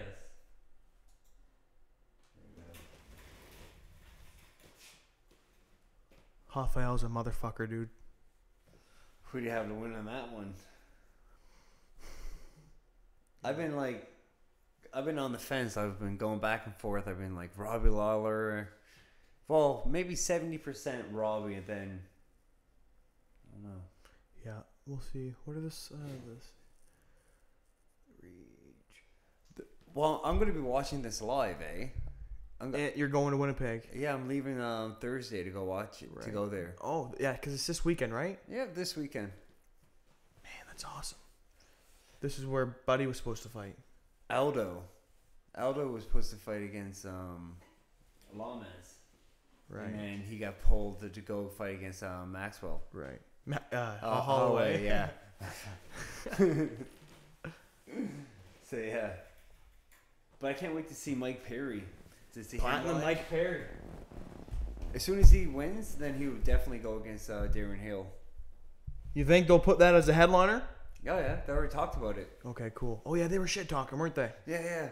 Because they were saying he was supposed to pass up this fight, Mike Perry, and they were going to fight on December 30th. And Darren Hill was calling him a pussy and everything, so I was like, can't wait. I think Darren Till, dude. Oh. Perry's getting better each fight. Man, he's a champion, I think already. Let him fight against fucking Woodley. He was already champ. Yeah. Darren Till runs through Mike Perry. Yeah, I couldn't believe what he did to fucking Cowboy. Yeah. It broke just my heart. Crushed his soul, but It did. He broke Cowboy What I thought was really cool. This is the second fight of the fucking night. Oh damn! Can you imagine? Jordan Maine versus Erik Silva. Yeah, I think that's a sleeper. Jordan Maine retired. Is this just coming at a retirement fight? Oh, he retired? Yeah. Is his dad always in his corner? Lee Maine. That's his name. Lee Maine is his dad's name. And yes, I'm as far as I believe. Okay, then yeah, I think so maybe. Oh shit! Yeah, he's out of retirement. Cool. That's gonna be a crazy fight. Erik Silva.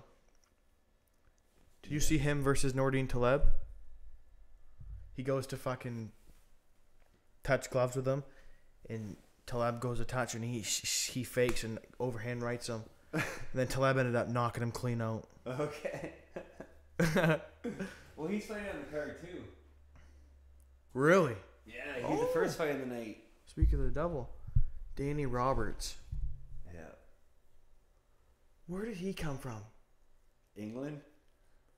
No. Who was where was his fight before he was in the UFC? Because maybe from Contender Series or looking for a fight. Bobby Nash. Oh no, he's been in the UFC for a little while. July the 16th, a UFC fight night. Oh shit, yeah, he has been. Excuse me. This is his 5th fight. Oh, oh yes, that's right. He got finished by Mike Perry. Okay. He was actually beating Mike Perry. He was winning the whole fight, and Mike Perry ended up finishing him. I gotta rewatch this it. Danny Roberts. Okay. Yeah, well, Mike Perry, he's a real deal. Yeah. He's like the Connor, But I don't think he will just fuck off. I think he will stay there and defend his title. For sure. For sure. Did you hear about Connor going to be fighting against, was it Pacquiao? Man, Dana shut that down real quick. You heard what he said? No. He says, if that's the case, I'll be suing Manny Pacquiao. He said Connor's under contract with us, so I would. He said if that's the case, I'll be suing Manny Pacquiao. Oh wow, that's gonna be a good one. Do you have Glover Teixeira versus? Yeah, he's from Canada, man. Misha Serkinov. Is he? Extreme Couture, I believe. Okay. Like not from Canada. It says Latvia, but he lives here, man. I seen him fight in Hard Knocks up in Calgary. Okay. Dude, he finished a guy named Rodney Wallace. Fuck, man, he starched him with a head kick. Finished him. Oh shit. Yeah, that was a fight before he got in the UFC. Oh, he's 13-3, so. Yeah. Something happened in his last fight. He got finished real quick, I think. He's definitely like these.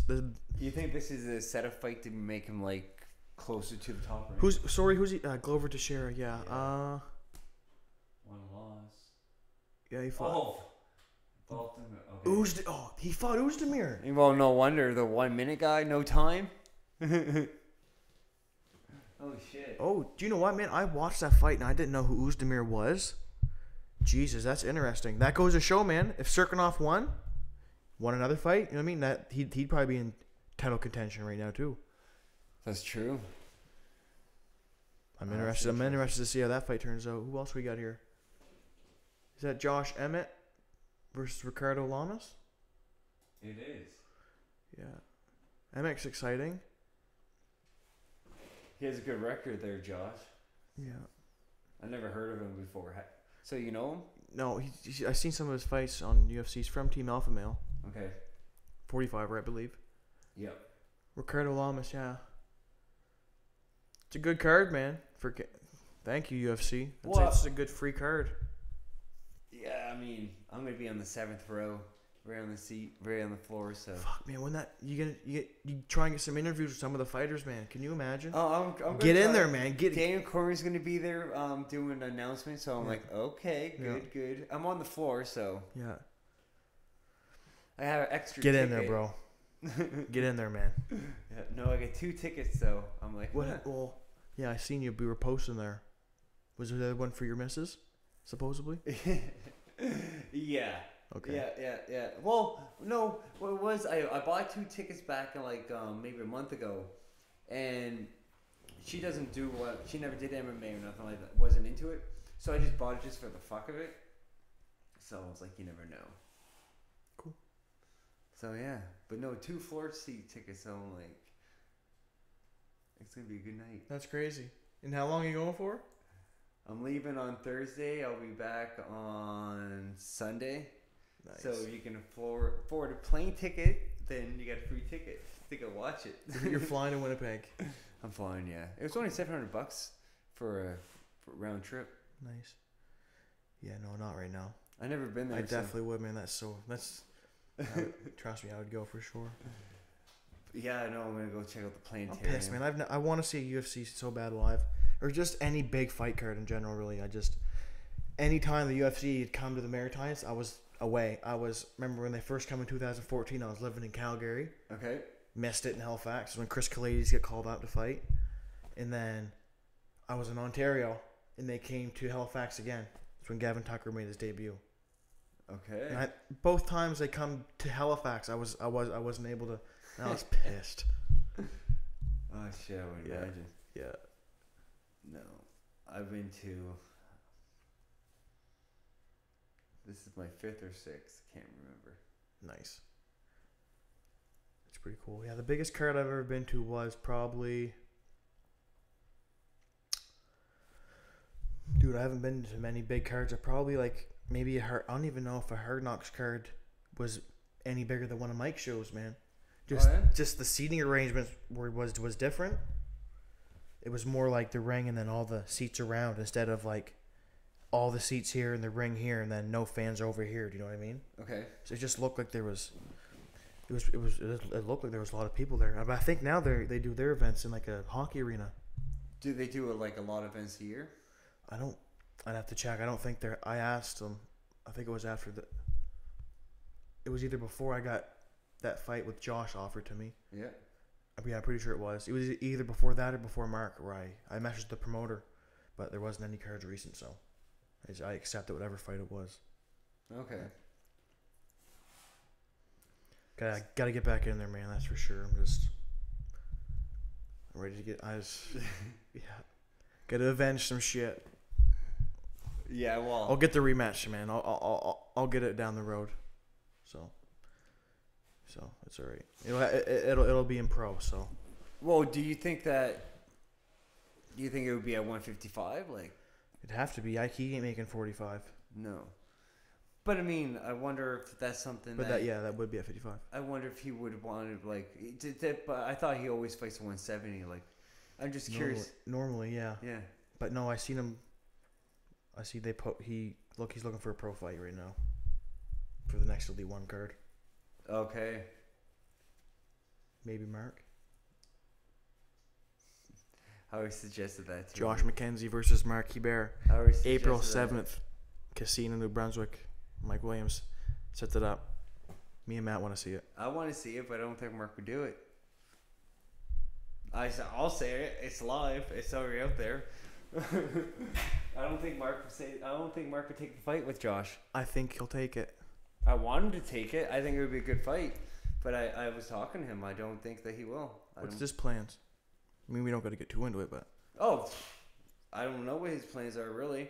I know that he's doing a lot of training with Spitfire and Victory. Good for him. But yeah, he should stick with the jiu-jitsu, that's for sure. He's being very, very he's picking the fight to really help his career because he want to make a career out of this now. So I think you're really gonna see him pick and choose fight way more. That's gonna be 50-50 or 49-48 more, or maybe even 53. But you won't see him have it where I think somebody that is like, I think Josh, that's going to give him a really hard challenge where he might win and might lose. I think he might pick and choose like right now because it's his career, because it's just brand new into it. Yeah, for sure. I think Mark could easily have success on the feet against him. You know what I mean? I didn't get to show any of my stand-up skills in that fight. I think I landed one leg kick. You know what I mean? It was a pretty good strike, but that's all I landed. He wants to fight 145 pro. Too. Yeah, I seen Mark was saying that he wanted to do 45 pro. Could he make it? He seems like a big man. He seems like a big dude. Oh, the way he eats, yeah, he's not very. He's bigger framed, I guess. Well, depends, man. They don't watch what they eat. Like, I mean, they do in a sense, but I mean, like, not like when you see like a pro UFC. Like, I bet you how they probably. Like, do they have anybody in TriStar helping you with your eating habits and nutrition? Pardon me. Or is that just all learning yourself? No, I mean a lot of the guys, again, mostly pro athletes that go there, right? So they know their nutrition. You're not eating McDonald's all the time, right? The odd time we'll go out and we'll do that, but it's like, man, you're surrounded around these guys. You get to see what they're cooking. It's pretty healthy, so that helps you out too. But there's a guy in the gym actually. He has his own. I'm pretty sure he's like he does privates and he's a kickboxing instructor there for people. He has his own meal plan. Okay. So a lot of guys, like, I think he sponsors some dudes or some guys. Most fighters will get meal plans from him. There's not necessarily a dude helping you. I mean, sure, if you ask them, I'm sure there's something they can do. But as far as someone looking out for you food wise, like, no, not really. So if you're looking out for yourself, man. So it's pretty cool. Man, there's some kid. There was a young kid that came in there, but he couldn't cook. He's never used a utility before. We were just like, I remember some of the boys, we were cooking shit for him. Fucking. Oh shit! Eh? Yeah. So no, it's. Yeah. How long we been live for? About 2 hours. Where did you hour and a half. 5 to 8. Oh, I was like. Well, on the TV here. Yeah. Well, I think you want to to touch up on and we can head out? We'll see. Yeah, I'm as far as fights go right now. An hour and 22 minutes. Cool. Yeah, as far as fighting goes, I'm looking for an MMA fight in the new year. So hopefully April. Wouldn't mind doing an amateur kickboxing bout or again boxing sometime in the near future. So I got that jiu-jitsu tournament and we'll see what happens. What's your record? 7-1? 7-1, yeah. So 2 more fights amateur and then I'd say maybe pro? Yeah. And then a couple kickboxing? Yeah, yeah. And then you're saying maybe boxing? I'm interested. I'm hungry, man. I'm eager. I want to learn. So I want to soak up everything I can right now cuz dude, I could do a lot of things for a living, but I feel like I do have a future in the sport, so I'm going to pick and choose wisely what I do from now on out, I think.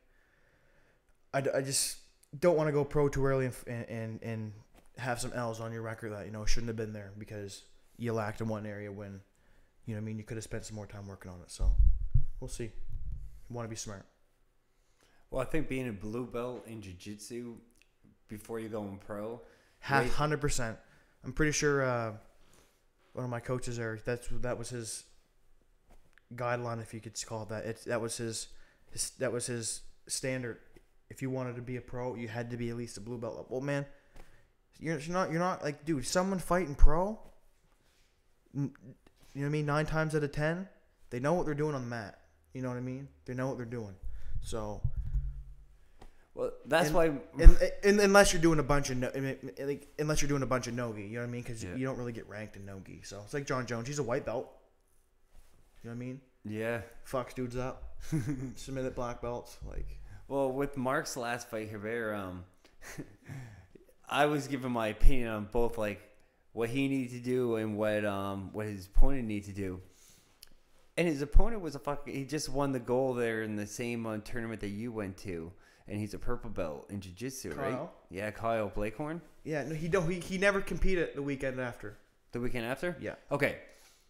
And he won gold, and I was like, if he gets you on the ground, he's fucked. Right. But I was like, Mark gets him with fucking his strikes. Get off on the feet. He's good. Game changer.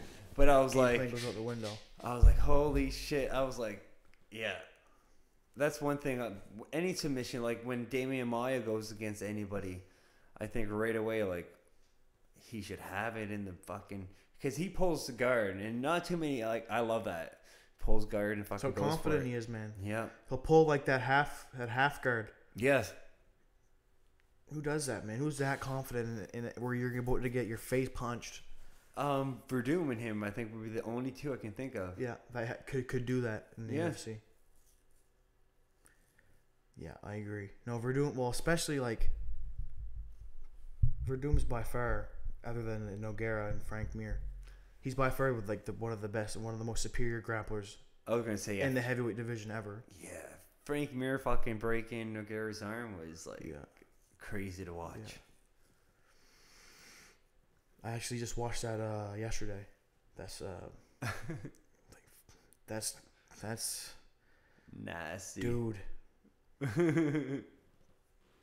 That's some mental toughness right there. That's just a stubborn Brazilian black belt. You know what I mean? He ain't getting subbed. Can't blame him, man. You know what I mean? Getting subbed at his own profession. Yeah. So to speak. So. Well, he probably didn't think it was gonna happen because they're rolling and then just boom. Yeah. Yeah, because Nogueira had cracked him and put him down and hurt him. Oh, but fuck yeah! He had him in a beautiful guillotine. Yeah. And then I think he went for a Darce or an Anaconda, and Mir just flopped on top and got top control, got side, locked up a Kimura grip, and they rolled. And then they went on for about 30 seconds before he snapped it. So. Yeah. Yeah. Yeah, dude. Frank. Yeah. You say you think Frank Mir's gonna win the whole thing? I do. Who's walking around in Montreal at 290 pounds? Did you talk to him? Oh, yeah. Oh, fuck, man.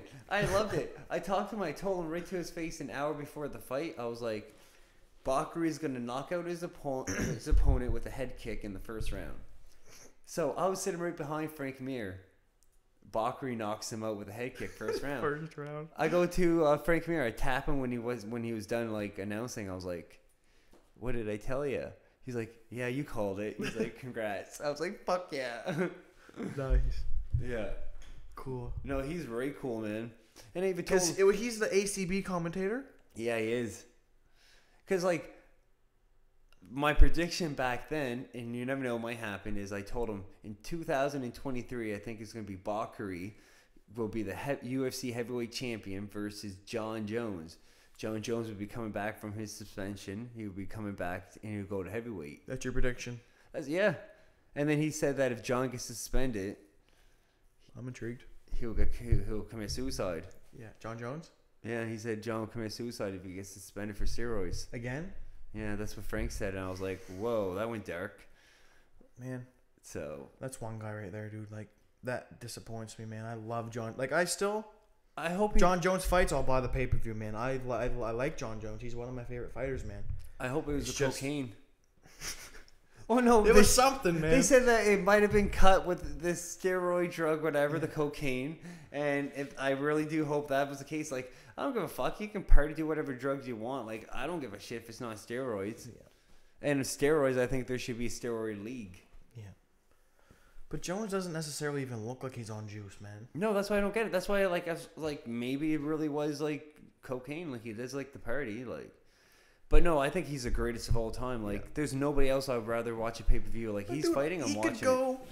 I feel like there's more talent at light heavyweight that could threaten him than if he went to heavyweight, man. You know what I mean? I feel like he could go to heavyweight and just wipe through guys, man.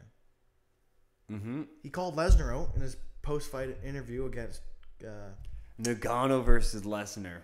Woo! fucking Ngannou would get smoked. Oh, you think? Yep. Lesnar. Black Superman versus White Superman? I mean, unless Lesnar got caught on the chin, man. But Lesnar's wrestling is just too much, man. He would get him down. His Maybe tackle is Ngannou's pretty big. I'd like to see the two compared side by side to each other. He called him out. Ngannou did. Yeah. Lesnar. Yeah. When? Right after his fight. His last one. Yeah, after over him. Jesus, man. In the ring? Like, leaving the ring and everything, yeah. Holy. Interesting.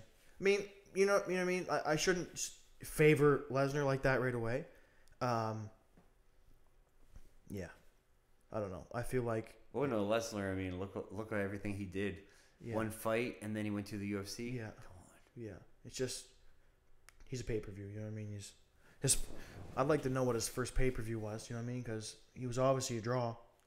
Oh, my God. I don't know if you watched, like, WWE, but he was fucking huge back in 2005. Like, just selling out pay-per-views, so I can just imagine. Yeah, Lesnar's a big star, man. We have Jack Swagger now that left WWE to go to Bellator. Right. So that's going to be interesting. You know, there's a couple of WWE guys that do some MMA training. There's one dude, his name's, I forget his name, but he had his MMA debut, smoked a guy, man. I mean, he had Batista. he had good jiu-jitsu. Small fella. Jack Gallagher. Something Gallagher. Okay, well, I know that name. From NXT or something, I don't know. Yeah. And he ended up smoking this dude, but, dude, did you see Batista's MMA debut? Oh, it was sloppy. The fuck out of here with that shit. You kidding me? I'd rather watch two fucking old men throw down in a park. Come on, that was pathetic. Better than CM Punk. Yeah. I mean, honestly, as far as humiliation goes, I think I give Batista more humiliation because, dude, let's face it, everyone knew Mickey Gall was going to smoke CM Punk. Yeah. Everyone knew, Joe Rogan said it, I know what happens when a brown belt rolls with a white belt. They get smothered. You know what I mean? So, who really thought any different? But everyone could have had high expectations for Batista, where he's a big fella, you know what I mean? Big superstar. Pathetic fight. Pathetic stand-up.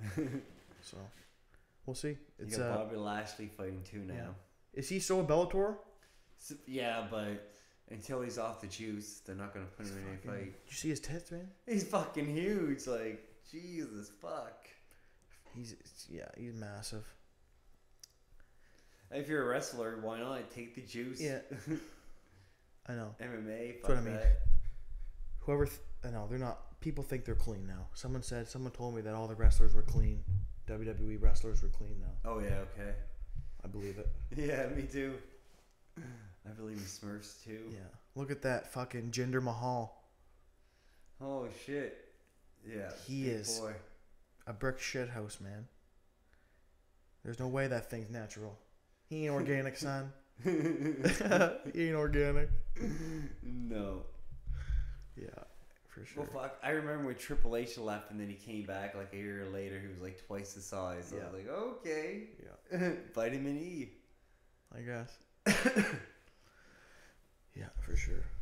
Well, that's. I'm curious now with the new owners if they're going to keep on going with the strict testing that they're doing. Yeah. Yeah. Or they're going to go more towards the Bellator way.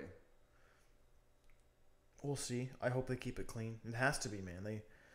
The UFC, no, man. I don't think they'll risk that. They're held to too high of a standard to do that now. I think. Okay. Yeah, you feel me? I think they are. I think so. Because they're looked at like they're the NHL of, you know what I mean? Like the hockey.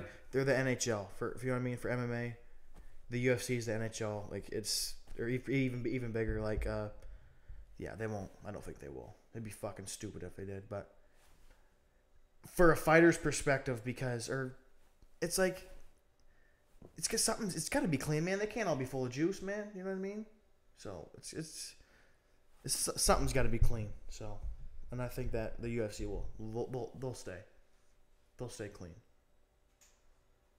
I'm just so curious with the new whole management, how they're looking at things with the entertainment, because I can see them letting Conor fight Pacquiao. Dana was, I don't know if you see, you could bring it up if you want. I don't know if you seen what he said. He was someone brought it up, and he just said straight up, I'll sue Manny Pacquiao for negotiating. I think they might say that now, but if they get 33% of whatever they make, why not do it? Yeah, I know. They just gotta. It's a fucking fiasco going on right now, man. They gotta do within the next couple months, man. They gotta. If Conor doesn't fight, man, strip him. You have to. You have to. Why? It's just not fair, man. You can't hold up the division like that. Dana, it pissed me off. I watched an interview. Dana said something. Someone was like, "Oh, well, Tony Ferguson said this." He's like, "Tony Ferguson should shut the fuck up," or "Tony Ferguson has no right to say." And this is while he was the interim champ. It's like he's interim champ. His opinion obviously matters. You know what I mean? He's not in this to be the interim champ. He wants to be the real deal, man. Let him fight McGregor.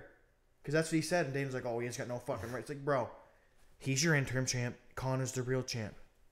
What are you doing here, man? You line that up. If he's coming back to the UFC, that's the fight, man. I don't give a fuck what anyone says. It could be Diaz. I mean, it probably will be Diaz if he comes back, but it's only right if he fights Tony Ferguson, man.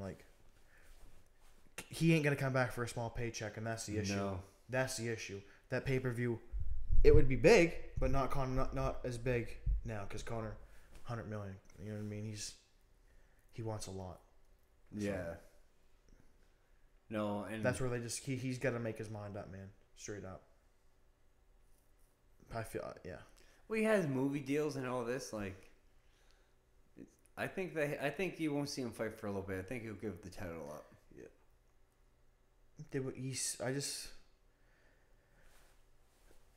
It's like, man, defend your shit, but again, it's like, I probably wouldn't fight, man. If I had 80 million, 90 million, I wouldn't fucking fight, man. No way. But would you give up your title or keep it?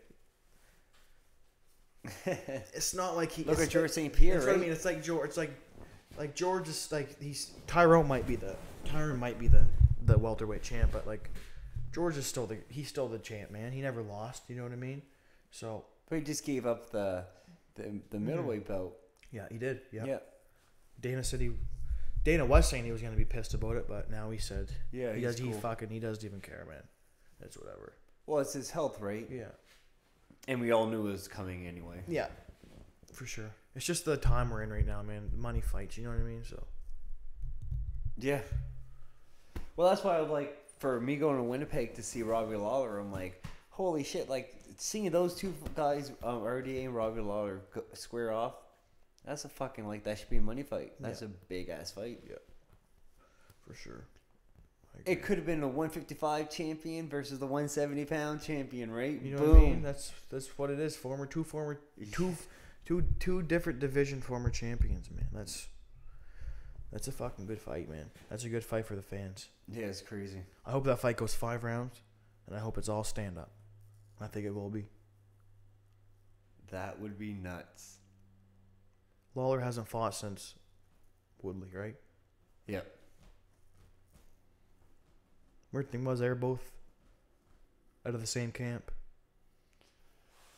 Yeah, that's weird, eh? ATT, American Top Team. But now, didn't Robbie Lawler left, right? So there must have been something up.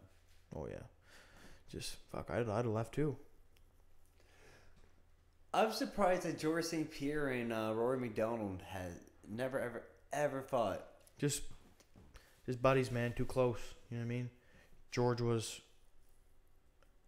going up in the ranks when Rory was like 15, 16 fighting, man. So George like probably looked after him a lot in the gym, right? So they were too far separated in age, I think, and just 2 different eras, I think. Okay. That would have been a fucking... Yeah. That still would be a money fight. Yeah, for sure. It'd be tough, but... They would never do it, would they? Would they ever do it? Yeah. No, eh? No, definitely won't happen, no. That would be so... It's just, there's just no... Unless they had beef. And you know what I mean? Unless they had beef, they're not gonna... That's not going to happen. It's just... That's highly unlikely. But... Dream matchups. I want to see Bellator start doing some Canadian events. Yeah, they did one in Toronto before. Boom. Were they in Canada recently, or when's the last time they were in Canada? Whew, I can't remember. I think it's been a while.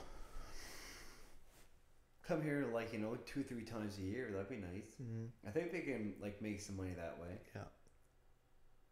I'll definitely fucking go. Yeah, oh, yeah, definitely, for sure. Yeah, it'd be cool if they did one in Halifax, even, you know what I mean? They'd sell the arena out. Bring Chael Sonnen and boom, sold out. Oh, yeah. I love Chael, man. Me and Justin have been sharing videos back and forth.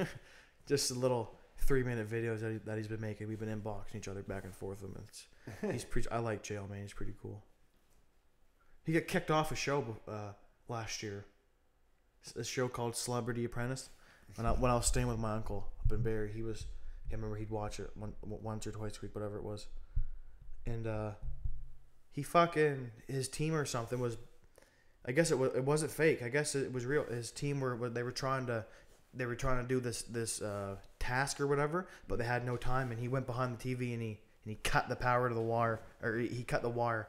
And it's Arnold Schwarzenegger show that I remember they kicked him off. Oh no way. Yeah. Oh yeah, it was hilarious. So yeah, it was pretty funny. That's what I just like Chael. A lot of people were like, "Oh, he's an idiot." I like him, man. He's a shit. Did you read his book? No, I'm not much of a reader. Okay, so I only read biographies. That's the only thing I read. And I read Chael Sonnen's book. A whole bunch of wrestlers, but Chael Sonnen, holy shit, he's a genius. Like, just how he looks at everything. Yeah, he's definitely somebody that fighters should really pay attention to. I agree. He made fighters like Brian Stan, I think, realize there's something outside of fighting. Yeah. Because now look at Dan Cormier, all of them doing commentating. I know he didn't really do commentating, but he realized he was like one of the first to do the Fox Sports and stuff like that, right? Right. No, he's a genius, like politician beforehand. Mm-hmm. And then just how he got in trouble with that. Looked at some time, but he's like, and that's one model. He's like, it's way fucking easier for you to beg for forgiveness than being like, I didn't know what to do, and just be like, yes, sir. You know, I shouldn't have done it. I fucked up. I'm so apologize. Like, Yeah. I mean, realize it changed. Like, listening to him made me do things different. I'm like, because like I used to run, you know, dispensary for 2 years, so I'm like, well, it's a lot easier to ask for forgiveness than ask for permission. Yeah, that's for sure. Yeah, I hope that stuff with the whole dispensary thing gets sorted out soon.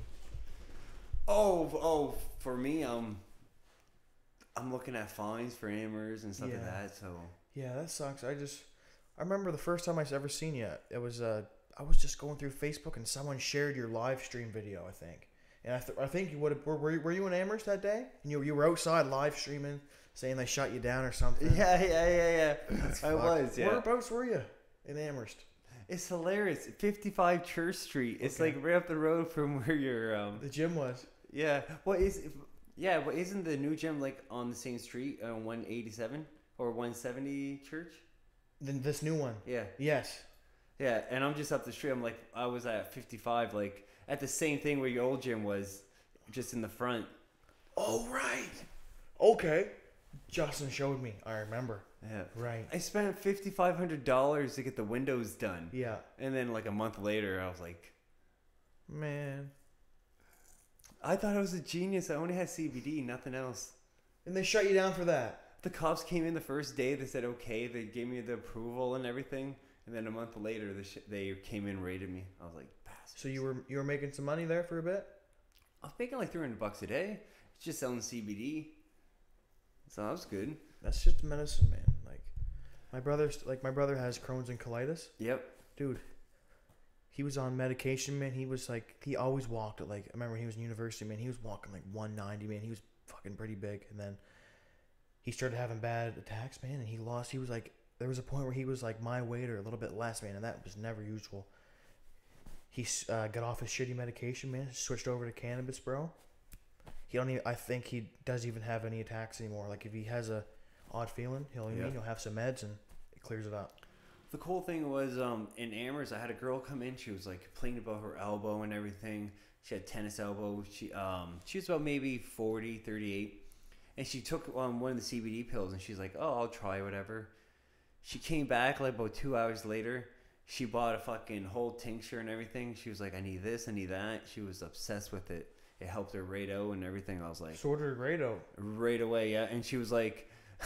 I laughed. Because I got this all the time. She's like, I don't know how long you're going to be open before they shut you down, so I need to buy this, stock this, and up. this. Yeah. I was like, awesome. That's too funny. Oh, yeah. Well, I mean... But that's a great thing, like... Now that it's going to be... I think it's going to be interesting because recreational now, coming in July... Are they going to have any CBD? Or is it just going to be recreational as for THC? Or are they going to have recreational for high CBD strains? Nobody even like really mentioned that. So, I mean, like that'd be interesting if they give like recreational for CBD. Mm-hmm. So easier access to medicate yourself. Yeah, exactly. I agree. Yeah, they have to. They should be able to. Yeah. I don't see why they wouldn't. Yeah, I definitely want to get my hands on some of that stuff, man. Just like, cause like, I'm only young too, man. But like, dude, I've been through some rough practices, man. And my knee yesterday was inflamed, super bad. Like just walking through the Moncton Mall, dude, yep. It's so jacked up, man. And I had I sprayed this. Like I found the cream. It works wonders, man. I sprayed my thumb once, and it was fucking huge, man. And I just rubbed some cream on it, man. I'm telling you, the next day, man, the swelling was down. I had movement in it, and I just kept at within 2 or 3 days, it was completely fine. So I'm a believer in that shit. That's for sure. Well, and so I wonder how it's going to be when it's recreational here, and the UFC tests you for marijuana. Is it still a banned substance? CBD? Or let's just say even THC. Oh, where it's legal. Yeah. Where it's going to be legal. Where it's going to be legal July the 1st. And they test you. Good question, actually. I don't... That is a good question. I wonder. I don't know. Maybe it's just... No. I don't know, I can't... Because maybe it's for stuff that's illegal, maybe. I don't know. Because, like... You're allowed to drink alcohol, right? You're just not allowed to have alcohol in your system for your fight. Yeah. I don't. Because it's not legal. I don't think they'll change it because it's not legal everywhere in the world. Okay. So I don't think they will. Well, that's... Yeah, I think it'll stay the same. They lowered it pretty good. I think it's something like you can only have a certain amount of THC in your system within like 2 weeks out. And CBD is legal, right? Yeah. I think Joe Rogan had a lot to do with that. Yeah, just preaching. Well, and you look at his following and everything, and they're like, okay, well, our guy that does commentating and stuff, it'll look better if we allow this. Yeah, for sure. And on Joe Rogan podcast, he gets sponsored by Charlotte's Web CBD. That's dude. A lot of fighters now were sponsored by not I don't think they're dispensaries, but they're like just like CBD brands that make CBD products and stuff. Well, a lot of fighters are sponsored by them now. That's the thing. There are dispensaries in the States. That's what they're called. So in the States, they're called dispensaries. In Canada, we call them licensed producers from the government, or dispensaries like illegal. But in the States, legal dispensaries are all around because it's the States. Right. Huh. But was it Anthony Johnson? He partnered up with a marijuana company in Toronto. That's kind of why he left MMA. He was kind of sick of the. He said he was. What did he say? He was sick of getting humped by dudes or something. Sick of rolling around with other dudes and training all the time. He's trying to move on or something. Everyone thought he was going to leave for football. Football. What was he doing there? What was something to do with the Ravens, I believe. Was he going to be like what was he going to be? I don't know. He wasn't going to play. Obviously, he wasn't going to play, was he? No, I wasn't paying too much attention to it, and then it fell like race. Yeah, it did. Then he announced it was he partnered up with the marijuana company there or whatever. Yeah, that's cool, man. That's the new fucking. That's gonna be the new thing, man. That's where the money's at now. You're gonna see a lot of people buy into stuff like that. So that and Bitcoin. Yeah. I don't. There's a Bitcoin machine right in TriStar when you walk in. I don't know much about it, but I know there's people that bought Bitcoin way back in the day. Yeah, didn't know what the fuck it was or whatever, and then now they're just balling out. I bought some, but I can't remember my email address and stuff to get to it, so I'm trying to figure it out. Yeah. I'm like, because I bought it like 2008, like like early like Joe Rogan days. What's one Bitcoin worth? 20,000. Like, man, I looked into putting like $1,000 and just because I guess like in 6-8 months it's just gonna be flipping. So I'm like, ooh, even put 1,000 now, you probably make like 50 to 100,000 by a year. That's crazy, man. That would be nice. I'm impatient, so rather game lit blackjack. Yeah, that's funny. Yeah. Well, fuck yeah, buddy. Anything you want to talk about before we head out? Just like I said before, MMA, probably late early spring. Got a grapple tournament in January for submission series. I'm just looking to stay active, man. So that's all. Shout out to everybody that's tuning in. Thanks a lot. Your support is awesome, so thank you. Fuck yeah. No, I can't wait to see it. Yeah. So that would be in Ferguson then, more than likely with LJ. That just clicked in. Yeah. I mean, I'm not gonna have as big as a following there, but it don't matter to me right now, man. I mean, I'm only amateur, so I'm just trying to get experience. Yeah. So, I mean, I'll have a good fan base there, I think. But I mean, most of my family will be there, so I'm just excited to try something new. Well, I think your name out there will bring a lot of people wanting to see the matches and everything. Yeah. I want to get back to that #1 spot in Canada, bud, before I go pro. Because I was ranked #1 in Canada at 55 before my last fight, but they bumped me down to like 3 or I think I'm like 4th now. So. Oh yeah. There's a guy ahead of me and he's got like way less fights than me, and I don't know. It's just I don't give a shit about rankings. I know how good I am. You know what I mean? I was looking at the ranking with Johnsy, and they got him ranked like 8th or 7th or something, and he was like, "Yeah, I know." It's you got a bunch of fucking guys that don't even fight probably that's doing the rankings, right? Unless it's a total mismatch, man. A fight's a fight. Anything can happen. You know. So rankings are just fucking numbers on a piece of paper. No, man, fucking Really, you're 21. I can't wait to see the future for you. Yeah.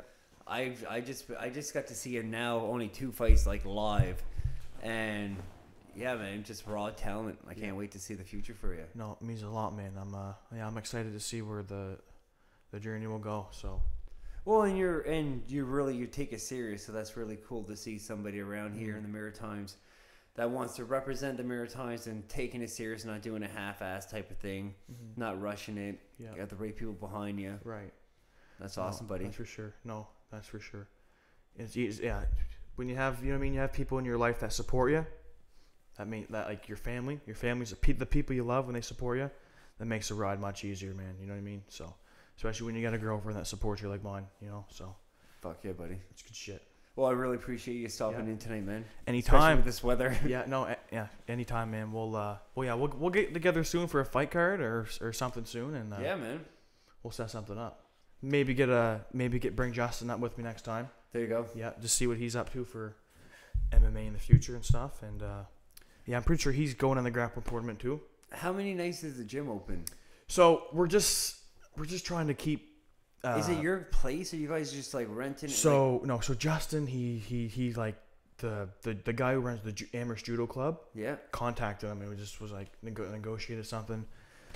We're there twice a week, Tuesday and Friday. Okay.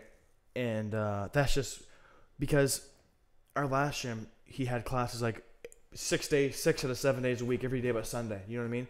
Some days it was banging, some days it wasn't. So a lot of the time he was paying out of his own pocket to keep the gym going. You know what I mean? Which is just, he's got a family to feed. You can't do that all the time, man. No. So right now we're just trying to promote it decently and just get some people on the mats.